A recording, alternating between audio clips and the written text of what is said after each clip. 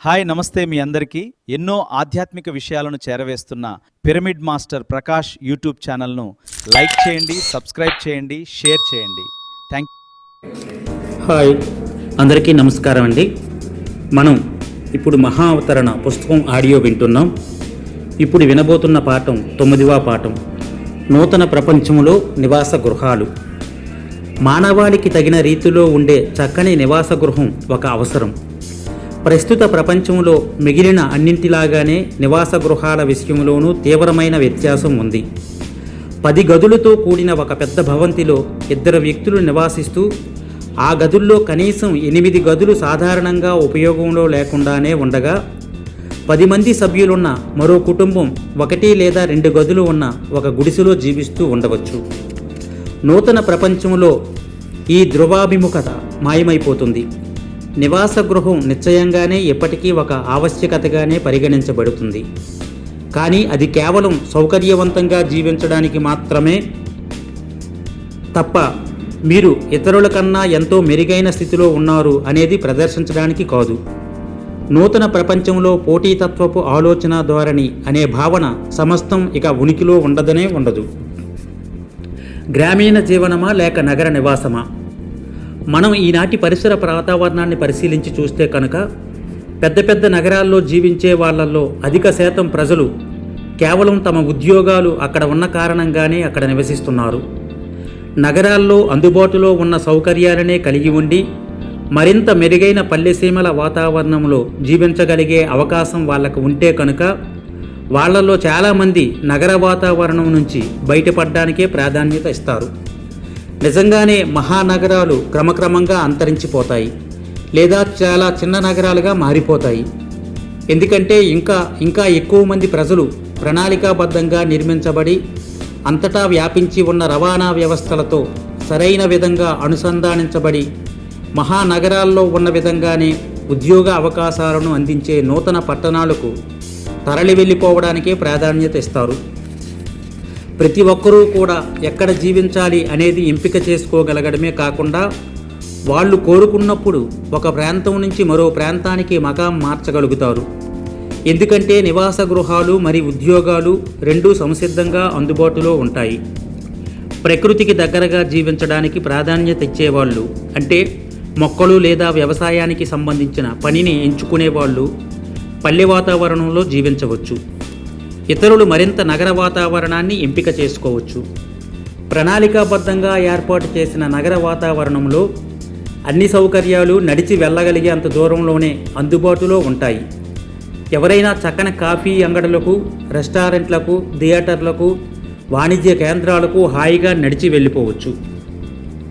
ఆ వాతావరణంలో ఉండని ఒకే ఒక్క విషయం పోటీతత్వంతో కూడిన క్రీడలు లేదా హింస ఆధారంగా ఉండే వినోద కార్యక్రమాలు. ప్రజలకు ఒక సుదీర్ఘమైన పరుగు పందెంలో పాల్గొనాలని కోరుకోవచ్చు. కానీ ఆ పందెంలో మొదటి లేదా చివరి స్థానంలో నిలిచిన వ్యక్తులు ఇరువురు కూడా విజేతలుగానే పరిగణింపబడతారు. ఎందుకంటే వాళ్ళిద్దరూ కూడా ఆ సుదీర్ఘమైన పరుగు పందాన్ని పూర్తి చేశారు. అసలైన విజయం ఏమిటి అంటే ప్రతి వ్యక్తి కూడా ఆమె అత్యుత్తమ సామర్థ్యాన్ని ప్రదర్శించారు. ఉదాహరణకు, మీ ప్రత్యర్థిని పడగొట్టి అతనికన్నా మీరే మెరుగైన వారు అని నిరూపించడానికి విశ్వ ప్రయత్నం జరిగే మల్ల యుద్ధాన్నే తీసుకోండి. నూతన ప్రపంచంలో దాన్ని ఒక క్రీడలాగా భావించడం అనే మాట అటుంచండి. అసలు ఎలాంటి పరిస్థితుల్లో అయినా కానీ ప్రజలు మరో వ్యక్తిని కొట్టడం గురించి కనీసం ఆలోచించరు. నూతన ప్రపంచంలో జీవితపు అన్ని రంగాలలోనూ పోటీతత్వం స్థానాన్ని సహకారం భర్తీ చేస్తుంది. నాకు ఎంత పెద్ద ఇల్లు అవసరమవుతుంది? నివాస గృహం అనేది ఒక ఆవశ్యకత, మరి నిజ జీవితపు అవసరాలకు ఉపయోగకరంగా ఉండడానికి రూపొందించబడింది అనే దృష్టితో చూడడం వలన ఒక్కో మనిషికి ఒక గది అందుబాటులో ఉండి భోజనాలకు మరియు కచేరీ గదుల్లాంటి వాటికి కొన్ని ఉమ్మడి ప్రదేశాలతో కుటుంబంలోని సభ్యులందరికీ సౌకర్యవంతంగా వసతిని కల్పించగలిగిన ఒక ఇల్లు లేదా ఒక అపార్ట్మెంటును మాత్రమే కోరుకుంటారు. ఒకవేళ కుటుంబ సభ్యుల సంఖ్య పెరిగితే కనుక మరింత విశాలమైన ఇంట్లోకి మారడం ఎంతో సులభంగా సాధ్యమవుతుంది.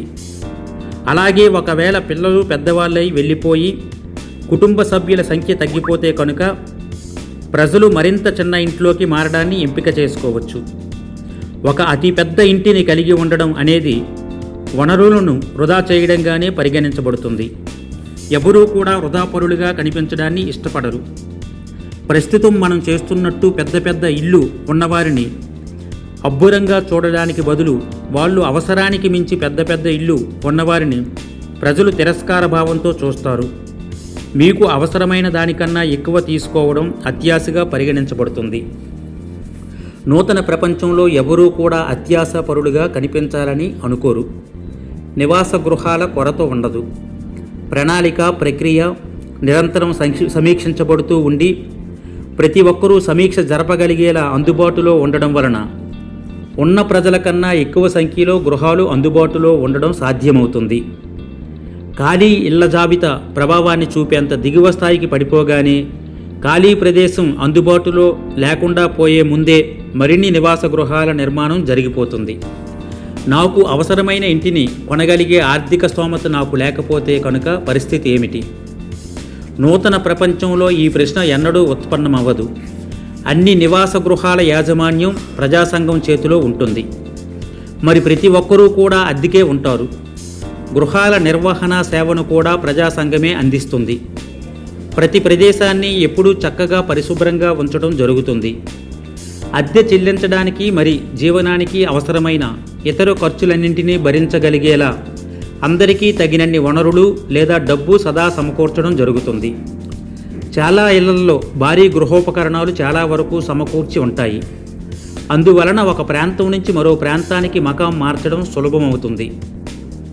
అంతేకాకుండా వెళ్ళిన చోటకల్లా భారీ గృహోపకరణాలను ఈడ్చుకుంటూ పోవాలని ఎవరూ కోరుకోరు.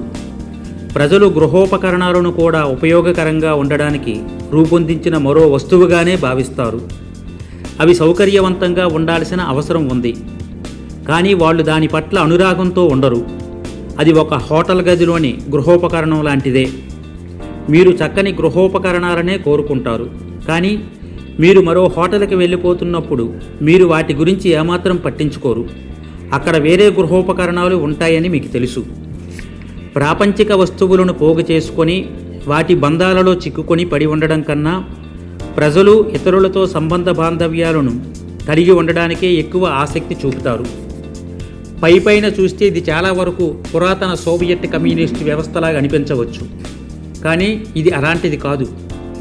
కమ్యూనిస్ట్ వ్యవస్థలో మనం ఎక్కడ జీవించబోతున్నాం లేదా అక్కడ ఎంతకాలం పాటు జీవించబోతున్నాం అనే దానిపై మనకు నియంత్రణ లేదు. ఆ నివాస గృహాలు సాధారణంగా చాలీచాలని విధంగానే ఉండేవి. మరి వాటి నిర్వహణ కూడా సరిగ్గా ఉండేది కాదు. స్వేచ్ఛ అనేదే లేదు. నూతన ప్రపంచంలో మీరు ఎక్కడ జీవించాలి, అక్కడ మీరు ఎంతకాలం జీవించాలి, మీరు ఎక్కడికి మరి ఎప్పుడు ఇల్లు మారాలి అనే అనుకుంటున్నారు అనే విషయంలో మీకు పూర్తి ఎంపిక ఉంటుంది. ఆ ప్రదేశం ఎప్పుడూ చక్కగా పరిశుభ్రంగా ఉంటుంది. మరి మీరు అద్దె చెల్లించడానికి డబ్బు లోటు ఎన్నడూ ఉండదు. పూర్తి స్వేచ్ఛ. అత్యాధునిక పరికరాలతో కూడిన అత్యాధునిక గృహాలు. ప్రతి ఇల్లు సకల సదుపాయాలను కలిగి కంప్యూటర్ సహాయంతో పనిచేసే అత్యాధునిక పరికరాలు అన్నింటితోనూ సిద్ధంగా ఉంటుంది. మీకు ఏవైనా సరుకులు కావాలని మీరు గుర్తించినప్పుడు వంటింటి గట్టు మీద ఉండే ఒక తెరను ముట్టుకొని మీకు కావలసిన సరుకుల జాబితాను ఇచ్చి వాటిని ఏ సమయానికి అందజేయాలో తెలియజేస్తే చాలు. మీరు ఏ సరుకులను వాడుతారో ఆ సంస్థల పేర్లు, మరి మీరు ఏ పరిమాణంలో ఆ సరుకులను తీసుకుంటూ ఉంటారో ఆ వివరాలు ఆ కంప్యూటర్ వ్యవస్థ అప్పటికే జ్ఞాపకం ఉంచుకుంటుంది. కనుక సరుకుల ఉత్తర్వు సులభతరం అయిపోతుంది. ఆ ఉత్తర్వును దుకాణానికి పంపే ప్రక్రియ దానంతటదే జరిగిపోతుంది. నిర్దేశించిన సమయానికి పంపిణీ వ్యవస్థను ఉపయోగించి మీరు కోరిన సరుకులను నేరుగా మీ ఇంటికే పంపడం జరుగుతుంది. ఆ సరుకులకు అయ్యే మొత్తాన్ని మీ ఖాతా నుంచి మినహాయించడం దానంతట అదే జరిగిపోతుంది. కనుక మీరు ఎన్నడూ ఆ రుసుము చెల్లించాల్సిన అవసరం ఉండదు. మీరు పొద్దున్నే నిద్ర లేవగానే ఒక కప్పు కాఫీ త్రాగడానికి ఇష్టపడతారు అని అనుకుందాం.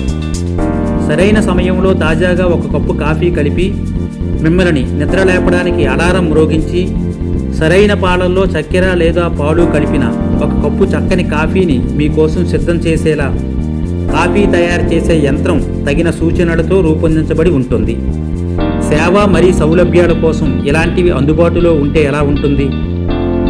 స్థిర ఆస్తి లేక అస్థిర ఆస్తి. ప్రస్తుతం ప్రపంచంలో స్థలం మరి ఆస్తులను సొంతం చేసుకోవడం అనే విషయానికి మనం ఎంతో ప్రాముఖ్యతనిస్తాం.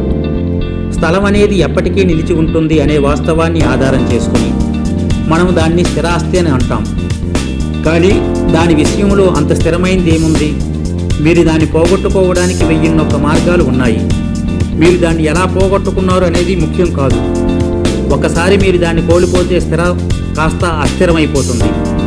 నూతన ప్రపంచంలో ఆస్తిపాస్తులన్నీ అస్థిరమైనవే అని ప్రజలు గ్రహిస్తారు. ఆ వ్యవహారాలతో వాళ్ళు తమ సమయాన్ని వృధా చేసుకోరు. ఓకే ఫ్రెండ్స్, 9వ పాఠం ఇంతటితో ముగిసింది. 10వ పాఠంలో మళ్ళీ కలుసుకుందాం. Okay, thank you.